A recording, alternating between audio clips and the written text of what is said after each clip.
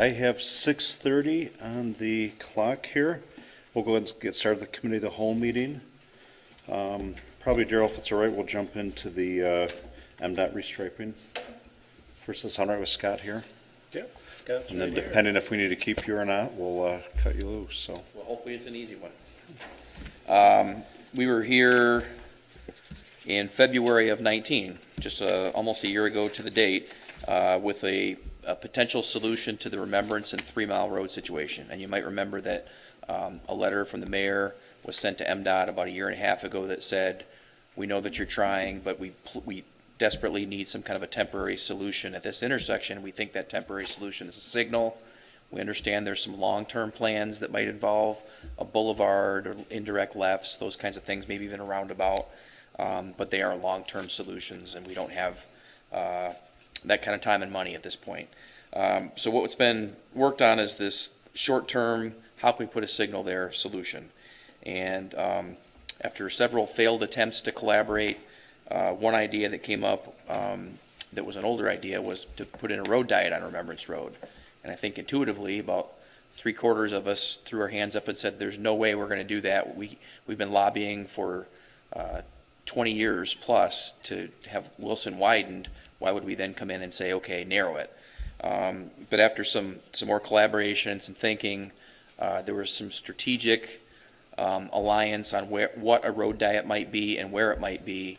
And Lansing came around and said, we think we could then warrant a traffic signal if we were to eliminate one of the northbound lanes, northwestbound lanes on Remembrance Road. So that's what you have in front of you now, and that's what you had about this time last year. They've firmed it up a little bit more now because the Grand Rapids and the Muskegon MDOT offices have worked through exactly how that would look. So you have a concept sketch, you have a report from Lansing talking about the signal warrants, and you have a resolution. And essentially the resolution is MDOT's way of saying, please show us that you mean it, that you want to have a pseudo partial road diet, and you're willing to widen an extra lane at the 3 Mile intersection with Remembrance so that we can fit the traffic signal in. And the resolution basically just firms up those two commitments on our part. So that's kind of a recap of the last year and a half. I have a question. There we go. So that northwestbound lane that we're cutting down into a turn lane, that would go all the way up that way? That would go through the 3 Mile intersection.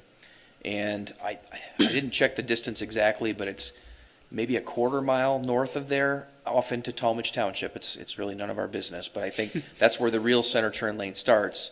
I would suspect that they're probably going to run that all the way through to that point, because you wouldn't want to have it closed out and then starting back up again if they could just keep that clean. Right. And I think what you have then is coming out of the roundabout is just one lane. Right. You're feeding into just one lane. And we're not really creating any restrictions. We're not opening it up as quick. Right. When I say we, I mean the collaboration, which is Walker, MDOT, Talmadge, the whole group. Okay. I have a question. So does that mean we need to do anything at the roundabout to restructure that? Are those two lanes still going to be able, because there's the one that would turn right, like from, let me think of this, southbound Wilson, there's that short right turn. Does that traffic, I'm trying to think where it yields and where it stops on that part of the roundabout. I think the pinwheel part of the roundabout comes out as one lane and widens into two. Okay, So it's one kind of fat Okay. lane because it's built for the biggest trucks you can imagine. right. But then it quickly is, you hit the 2-lane striping. And what we would have there is, when you got to that 2-lane striping, it would be striped for center turn lane, which isn't all bad for some of those businesses there either, because it gives them a safe haven in which to sit when they're turning left into some of those businesses. And we spoke a little bit earlier, but it's going to be still the wide shoulder there? The shoulders shouldn't change, and I know Okay. you think road diet, and typically you think, okay, that makes room for bike lanes. In this case, not really, because you start with 4 lanes and you end with 4 lanes. One of them is just an slightly offset center turn lane. So we're not actually changing the sides of the road, just Correct. Okay, redistributing the lanes. Okay, thanks. Commissioners, other questions for Scott? Sure. Basically, it's you get the traffic signal now and any changes, that'll be down the road instead of the traffic signal, basically, amount of lanes or anything. Well, I think any large-scale improvement would be down the road, and, you know, once a signal gets thrown in there, I think down the road's gonna be at least 5 years. Right. And We'll have there'd be a signal. lot of planning, property acquisition, be a lot of work that would go into a long-term solution. But we'll have the signal. But the signal will be there. Correct. And, you know, and I think our neighbors, you know, with the amount of construction and building and population going up there, that I think hopefully they looked at it and took another view on it and said, yeah, it's be a good thing, so. Yeah, and this isn't something that we're waving a flag saying hooray, because it's not the best idea from our perspective. It's the compromise to get us through.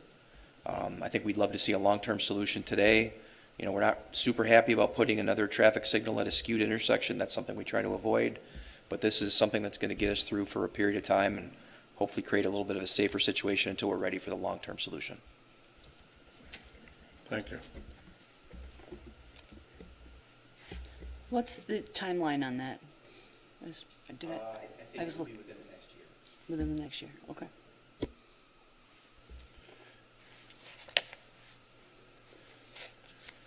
Turn it off on me, sorry. Usually, could we, that's one where it kicks them out after. Yep. And because we talked about this last year, we did put money in our current budget to anticipate this improvement for the right turn lane. So we do have $25,000 in our current budget to pay for that improvement. I know Scott has been working with Gary Postman, designing that and getting that hopefully set in advance of the signal going in. So we should be good from a cost perspective as far as our participation goes. And that would probably be a lot like the work that we did on Bristol at 4 Mile about 3-4 years ago, where, you know, we're not going to go spend $25,000 on a design. We're going to put it together ourselves in the field and do it as economically as we possibly can. Any other questions? So quick, little bit of a straw poll here. I'm not detecting any objections to this, moving forward with this. I think we need to do something. It's a good start. I'm detecting some head nods, so Okay. I think at this point, Daryl, anything else for Scott? Any updates on things we should be aware of while we have you here?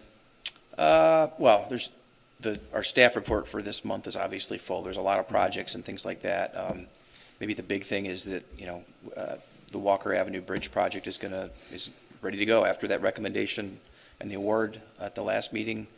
They're raring to go, and around April 1st, it's going to start, and when it starts, it's going to be messy. And when it's done, it'll be beautiful. Right. Scott, did I see something in your report about Richmond's turn lane? We applied for a safety grant for us to add center turn lanes at Richmond and Wilson, and we were denied. Actually, we weren't denied, we weren't awarded. So technically, we didn't get a letter that said you've been denied. We just didn't get listed on the successful grants. But they were polite enough to call us and tell us about that, and what they said was, you should come back with your local MDOT office next time as a collaborative effort where they're also going to do the Wilson piece, because when they run the numbers, the time of return is a lot better on that. The problem is the local office still couldn't justify a signal there because of the lack of the warrants in their eyes. So it's a little bit of a catch-22. We've reached out to them and asked their permission to collaborate, and we're waiting to hear back an answer on that.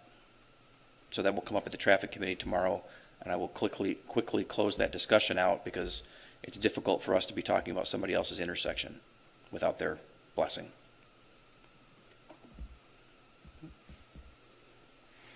Any other questions, comments for Scott? Enjoy the rest of your night. Thanks for It's easy, staying. thanks. Daryl, anything on the lease agreement we want to cover now? Sure, I'd love to talk about this lease agreement. It's most of you- done. It's done. Yeah, we finally got there. As most of you know, we lease a portion of City Central Park from Kenowa Hills High School. When we built that park over 20 years ago, we entered into both a ground lease and a development agreement that expires in June of this year. So we've been working, I've been working with the school district on a renewal here. So we have before you tonight for consideration as a lease that it's one document now that will replace the two previous documents. We don't really have a need for the development agreement anymore because it's been developed, and a lot of the requirements of that agreement were tied to the bonding and funding, and since everything has been paid off, those aren't relevant anymore. So really three main changes into this lease from the last one. One is that it's combined into one document. The second one is the term. This is proposed for a 10-year term with 3 5-year automatic renewals if nobody objects, so for 25 years. And then the newer requirement, which Kenowa wanted or had asked to be in there, was the potential for an expansion area on the park. At some point within the next 25 years, they wanted to do something on the property south of Central Elementary there. They could have the ability to expand at that area if they gave us enough notice. And if you can see where the expansion area is, does not include any structures, some baseball, fencing and stuff like that, but no major structures. So we were fine with that requirement that they wanted in there. And everything else essentially remains the same. We'll still be in charge of all the maintenance and scheduling of programs consistent with the policies that we already have in place. And as far as where Kenowa is in the process, they will be introducing it to their board tonight, and they expect to take action at their March meeting. They kind of have a 2-reading type of a thing, so we have no problem if we approve it first. It'll be obviously contingent upon them approving it at their March meeting. So happy to answer any questions, but it's long in coming, and finally to a point where I think we can move forward with this. Any questions? How is that going to impact the ball fields, the rec programs? It shouldn't affect them at all. We still have, I mean, if they expand, if it expands, I don't know if we. what happens? I mean, is there a plan B for how to deal with that? No, we'll have to see what they would propose and what they would propose to expand at that point. And then the northernmost part, we just have kind of an unimproved field. It's not the nicer fields that are down further south, but Okay. it's their property, so Right. they have that ability. But I think with much notice, we would be able to accommodate those programs elsewhere if we had to at some of our other facilities. Okay, yeah, that's what I was wondering. Yep. And I actually had time with Superintendent Hopkins on Friday, and that's probably more in there as a just-in-case scenario, nothing more. They have nothing on the radar with the amount of, there's still work needed to be done in the other buildings and around the district right now. So from a facilities improvement plan, that would be fairly low on the list at this point. As I recall, they did some improvements on that building not so long ago, right? So I Very would significant. imagine this one would be a ways out on any improvement plan for them. Yeah, you'll probably see, I think, before then, middle school slated next, high school improvements, and I'm missing one, high school, what, Darrell? Walker Station. Walker Station. Walker Station. And an expansion there because they're bursting at the seams with the early childhood programs. And maybe seeing some improvements to the bus garage area. That's not part of this property, but it's adjacent to it. So I think they're looking at some minor improvements to that with the current millage or bonding that they have now. I think they saved some money, and I think are going to be doing maybe some lean-tos or something to kind of provide some cover for the buses, I think. But not certain on the status of that. Last time I spoke with Jerry, they were looking at doing some minor items there as well. I have a question about signage on the fields, and I don't know if that has anything to do with the lease, but I was just curious if there are any regulations or guidelines around what kind of advertising or signage can be at the fields? Well, currently our parks policy does not allow advertising in the parks at all. Okay. Just curious. Yep. I didn't have a question, but just a comment. I think it's been a win-win for 20 years. Hopefully it's a win-win for another 25. I hope so. And I think the district will acknowledge the upkeep that we have, and I think it benefits us the most from a community macro view, but we're able to make those investments in the upkeep that they probably wouldn't be able to as easily do. So this is, I think, winning for everybody. All right, so any questions, any further on this? No, just a comment on it, and I don't think we have in any of our long-range plans to do any additional improvements other than the maintenance that we have out there. We may be looking at, as you'll see in the budget or here, potentially some upgrades to some of the smaller playground equipment in some of our parks, and which may include the small playground that's on this piece of property, but we're still sorting out priorities on those playgrounds as well, because we had to remove some structures from the little playground area that's on this piece of property, so. All right, anything else on that? Moving along, any questions on the expenditures? I seen one about a gorilla, but then I read the description, I figured it was good. All right, well, we'll jump in to make use of the time then. We'll start with our city manager to the left with any comments. Really just two. I gave Frank the night off here because he's been working double duty, so he appreciated that. But just FYI, Tricia Anderson is our newest employee that we hired. Today was her first day on the job. She's replaced Dan Power's position, not replacing Dan Power. That's irreplaceable. But so Tricia started today and is excited and happy to be here. So if you see her around, welcome her. And then just, we do have a finance meeting scheduled for Friday morning at 7:30. So you, as Sarah we were mentioning before the meeting, I don't know that you'll see a whole lot in advance of that meeting. We're still assembling all of the information together. So this will really be a very cursory first blush look at the budget, and we'll just hit the high points of what's in there now, and we'll work through those as we schedule additional finance meetings in the future. So. Dan is working double duty as well. Taxes are due on Friday. Oh, boy. Busy guy.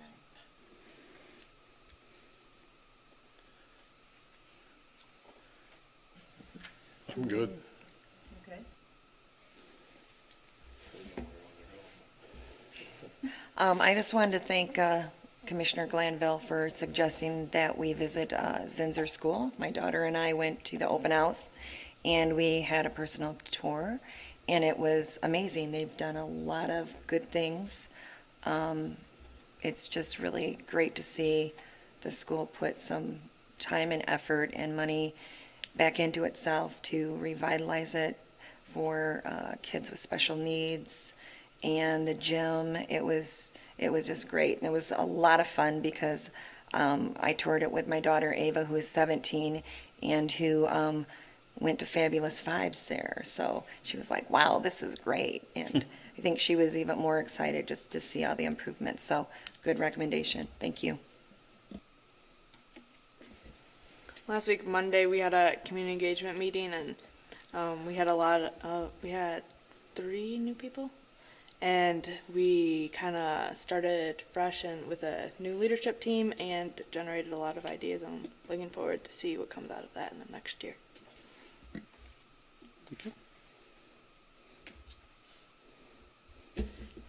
I have called a historical commission meeting Wednesday evening at 5:30. If anybody wanted to come, we're just going to meet and greet and brainstorm a little bit and see what we can make happen with all of the artifacts that we have. I also recently joined the Area Agency on Aging of West Michigan, the Advisory Council, and just hope to glean some ideas that I can bring back for our senior community. And then also I went to an AARP meeting, which focused on developing communities for all ages, not just age-friendly, insinuating the seniors, but all ages. So I'm going to let Carol talk more about that.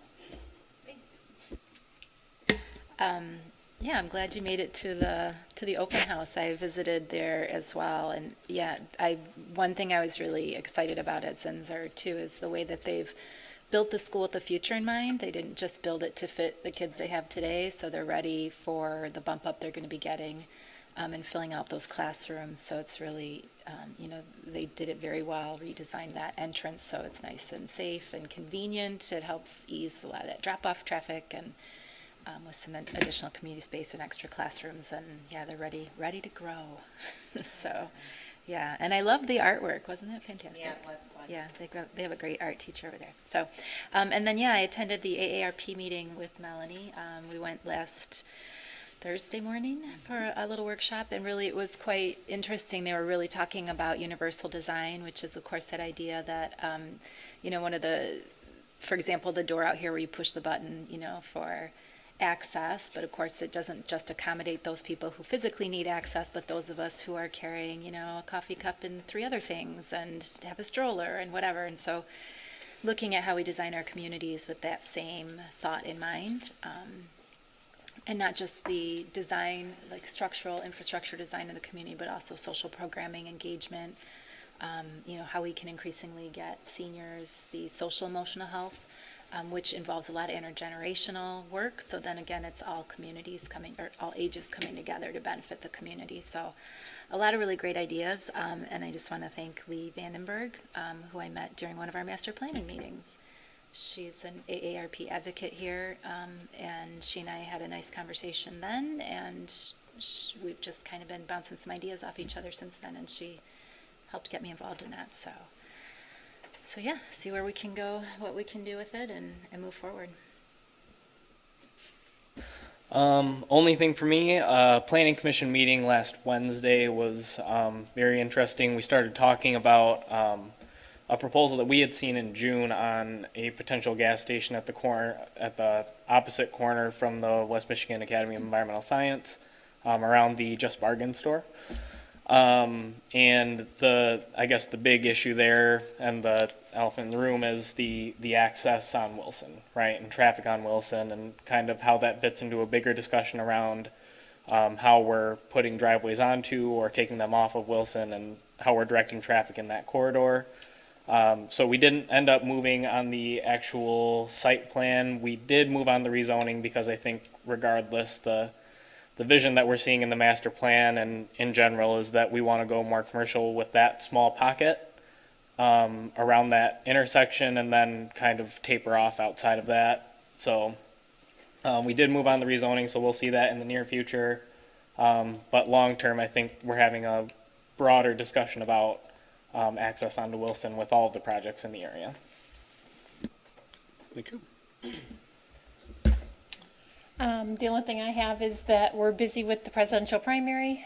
Testing is coming up soon that Daryl and Dan will enjoy. 157 Democratic ballots and 25 Republican ballots. So it takes about an hour just to do one precinct testing. So we're about a good week of putting hours into just the testing alone. So thanks for a great staff.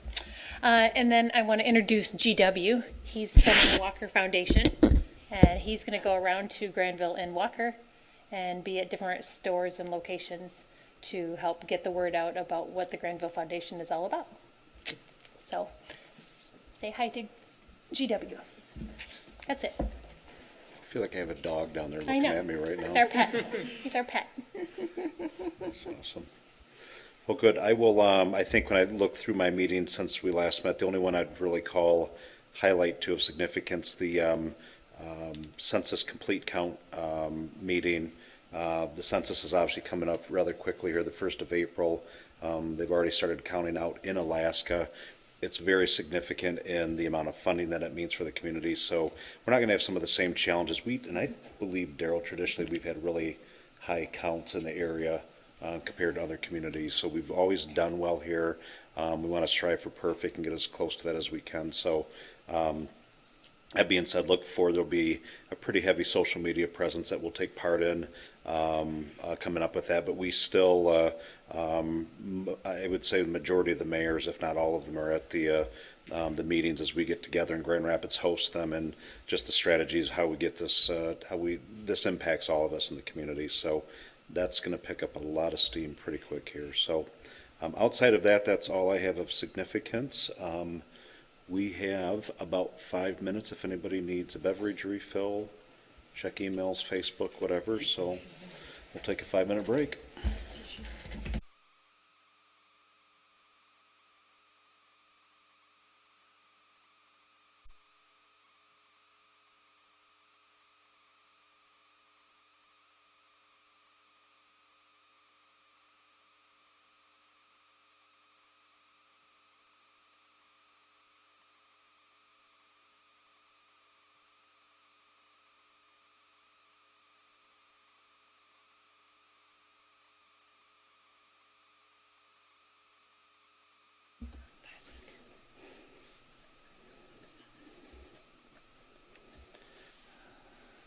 All right, it's 7 o'clock. We'll call our city commission meeting to order. If I could ask Commissioner DeShane to please deliver the invocation for us. Shall we pray? Dear Heavenly Father, we come to you tonight asking for your guidance and wisdom as we begin our meeting. Please help us to make the best choices for the betterment of our city and our community. Please continue to remind us that all we do here today, all that we accomplish, is for the greater glory of you and for the service of this city and its people. Please watch over those who are hurting and be with our military, police, and fire to keep them safe from harm. We ask these things in your name. Amen. I'd like to invite the audience to please stand and join us for the Pledge of Allegiance.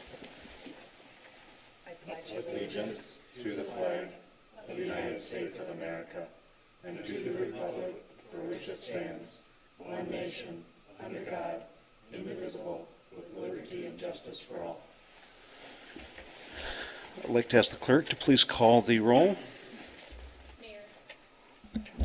Mayor Carey, Present. Commissioner Kent, Present. Commissioner DeShane, Present. Commissioner Heisinger, Commissioner Groders, Present? Commissioner Glanville, Present. and Commissioner Gilbert. Present. Thank you. All right, I'll look for an approval of the minutes from January 27, 2020, unless there's further discussion.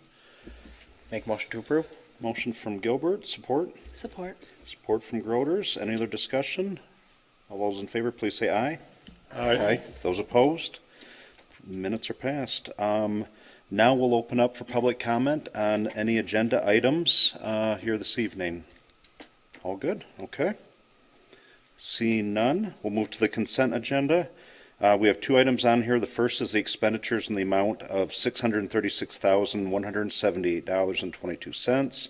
And the second is the lease agreement between Kenowa Hill School District and the City of Walker for property south of Central Elementary in the City of Walker, known as our City Central Park. So any other discussion on this? Otherwise, we'll entertain a motion to approve both items and support.